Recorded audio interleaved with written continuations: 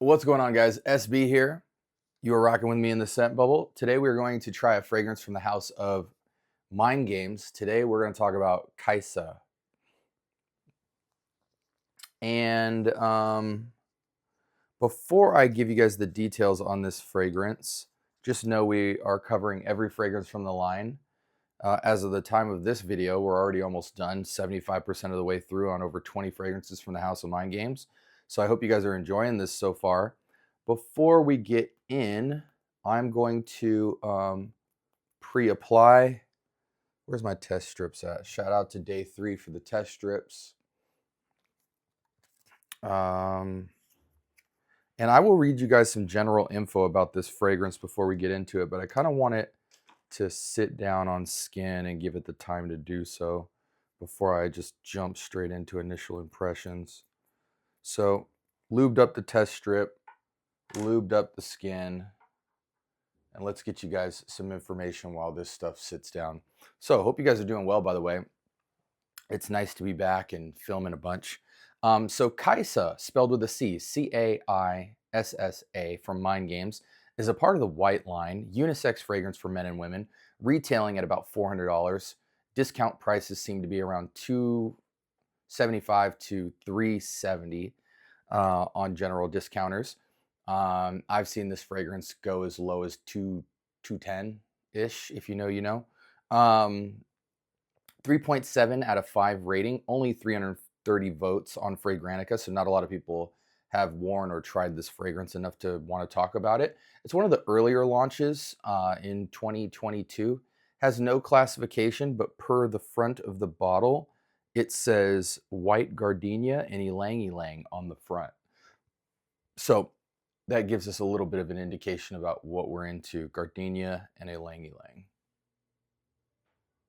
And immediately I love this way more than, what is it, Asia Sud?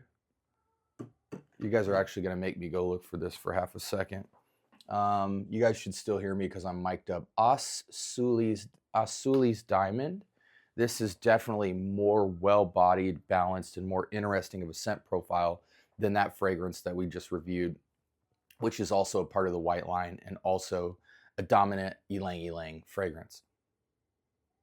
This is prettier. This is cleaner. This is more than just ylang ylang. Oh, oops. Yeah, I really like this on skin. I'm actually going to spray it a little bit more. These are some of the worst. If you guys ever get a Mind Games Discovery set, these are just the most bare bones sprayers out there. You know, plastic cap on glass. It's just really terrible. I really love it on the paper, but I know it'll wear a little bit heavier, so definitely put this on skin. This is your classic, almost akin to like a summer, you know, a Musk Therapy, summer mink type of fragrance. You know, that slight vanillic, white floral, slight powdery type of experience. Less powdery, more airy and musky than powdery, but you know, it kind of has facets of both. And yeah, I need to let that sit down for half a second. That's basically just what it is. It's a white floral sandwich with a nice injection of almost like a marshmallow sweetness. It's not overly sweet. I would say 6 out of 10. It seems like it's right at the borderline between being leaning feminine because it's too sweet and being perfectly unisex. I think this sits dead perfect unisex. If you're a fan of Musk Therapy, as a man, you'll definitely be a fan of this. And as a woman, if you're a fan of white florals, marshmallow, heavy musks, anything like that, that very kind of angelic cloud sweetness of smell, you know, given mostly by florals and musk, you'll absolutely love this. This is on par to me with Musk Therapy. It feels a little less punchier and robust cloudy than Musk Therapy. It feels more natural and angelic than that, but it's almost just as robust. It's just much less musky and more just soft, dusty floral. And this is just a clean, angelic wear. For my men, this is going to be more of a layering tool, or if you just like Musk Therapy by itself, it's that very like, it's a respectable floral and an approachable floral for men to get into in the white floral category. But I think this does have a feminine lean, fairly strong too, but because of the cleanliness, because of the angelic nature of it, I think men can, this will be like a Swiss Army fragrance for men to really be able to layer as a wonderful layer tool. Even if you want to just have that fresh out of the shower feeling mixed with kind of like an angelic cloud-like sweetness. I wear musk therapy all day, every day in Arizona. I try and stay indoors to have a little bit of a breeze and a coolness to it, but it's a little bit louder. If you want something a little bit softer, some people feel like with the musk therapy DNA, it's a little bit too much projective from my men's perspective. So if you want something a little bit shyer than musk therapy, even more as a layering tool, but even as a standalone fragrance, this is right up that alley, a little bit shyer. And for that reason, it comes off a bit cleaner than sugary. I definitely would have to pack on the sprays though for this. Let me read you guys some information about this fragrance. So as far as notes, we're talking about up top, we have Fugaset, which I'm actually going to look that up for half a second. This is described as a sweet gourmand type of doughy kind of smell, which is very interesting. Pink pepper, cardamom, black licorice. For me and my nose, up top, I don't really get any of the cardamom and black licorice. I get mostly the heart, which is gardenia, ylang ylang, and Egyptian jasmine. And the base is ambrosinide, musk, and cacao. Very interesting with the cacao note. To me, this fragrance is like 90% gardenia, ylang ylang, and musk. And then everything else it's describing is doing something, but not really being distinct as a note, if that makes sense. So don't be intimidated by the pyramid. I will also say for the kind of gourmand top to it, this doesn't really feel gourmand. It feels very much more clean hotel spa lotion with a little bit of sweetness kind of smell, you know, almost a neroli level of sweetness with a lot of just musk diffusion around it. Very white towel, very white robe, very spa-like, very angelic in the clouds, very slight feminine. But it is very good. My only worry of a fragrance like this is the performance, but I never really have to deal with performance as an issue. I just mainly mention it for reviews because I'm willing to spray an infinity amount or layer with it to get it where I need to go. So a lot of times I can appreciate a fragrance with less performance and make it usable. I think for the price point, you can get some other things about half the price, closer to that $200 price point, that will serve you much better than this. But out of the Mind Games line, this is probably the most universally approachable fragrance for both men and women at the same time. This could easily be a his and her fragrance that you want to wear a lot. It's not overly intrusive. It's not super statement making. The statement that this is making is that I am fresh, I am clean, I am angelic, and I want to be pleasant to the world. You are a subtle gift to society and their noses with this fragrance. The longevity reports is that you're going to get a moderate level of longevity. For me, I think you have to go north of 10 sprays and you should get about 4 to 6 hours before it skin scents. With the sillage, you're not going to get much sillage at all. If you heavy spray, you will just have about a 3 foot of projection, maybe 4. You know, taking in mind that this sample has a small radius on it of coverage. If I've got the full sprayer, that first hour or two might be quite a projective experience, but it'll be very soft and easy on the nose. So I'm looking at this as a 2 to 3 foot of projection. It'll skin scent after a couple of hours into about a 1-2 footer.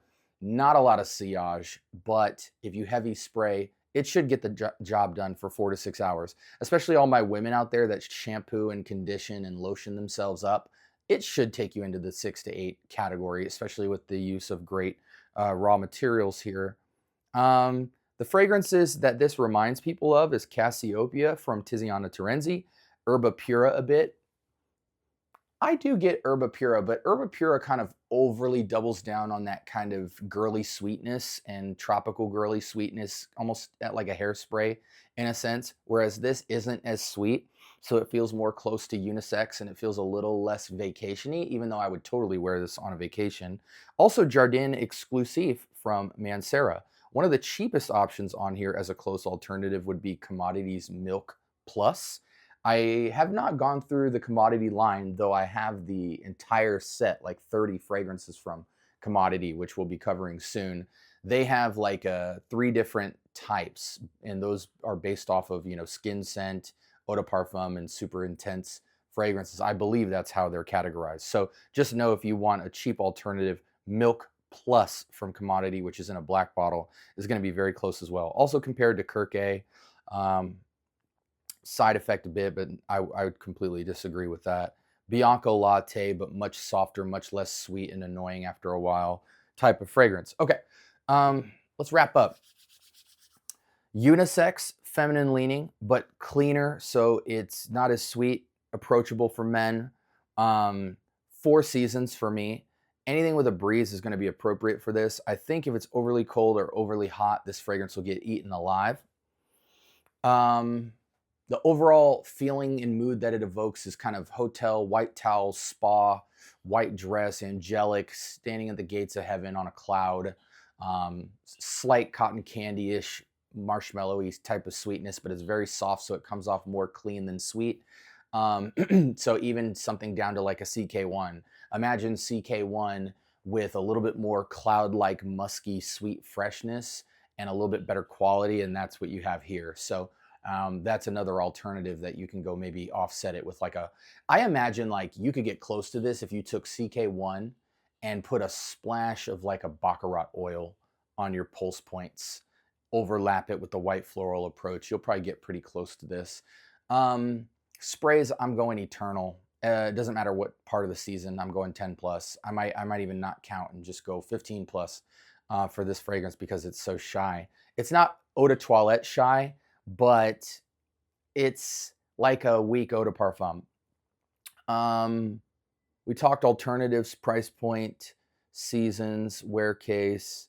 Yeah, overall as a score, I'm at about an 8 with it. Solid 8. Can't go 9 just because it doesn't punch. It doesn't have the most complexity. It's a simple fragrance, but it's high quality for its simplicity.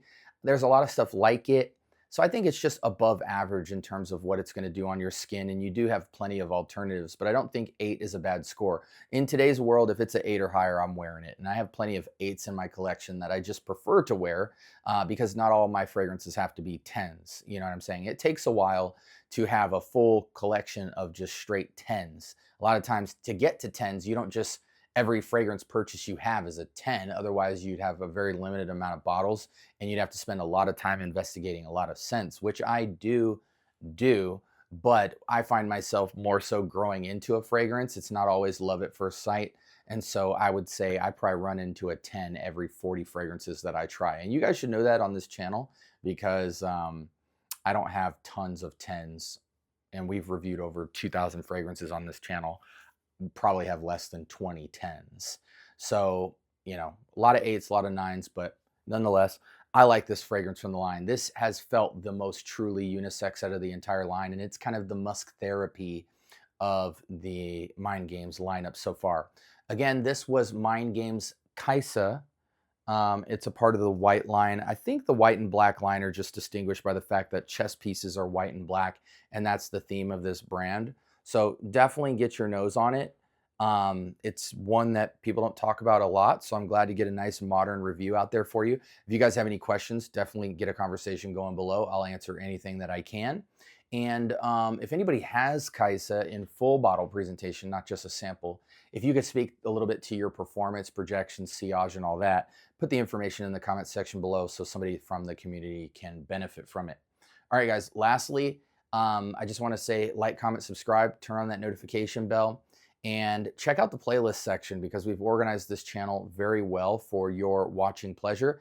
And I got to go, but I'm going to throw 2 videos up on the left and right hand side based off what you've been searching for, what you might like next.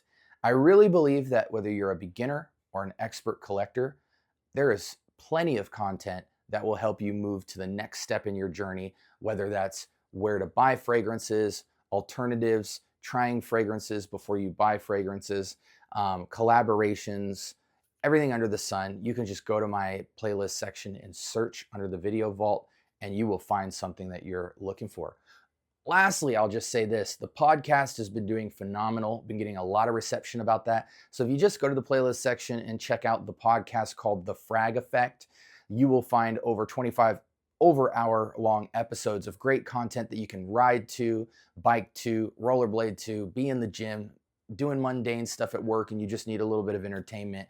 I interview a lot of great people around the world who are loving the fragrance space right now. And soon I'll have every episode on Apple and Spotify, over 300 platforms around the world. You'll be able to have access to the audio portion, and then on YouTube will be the video version of what I call a vlog cast. Anyways, guys, hope you guys have a blessed rest of your week. This is SB signing off. Have a great week.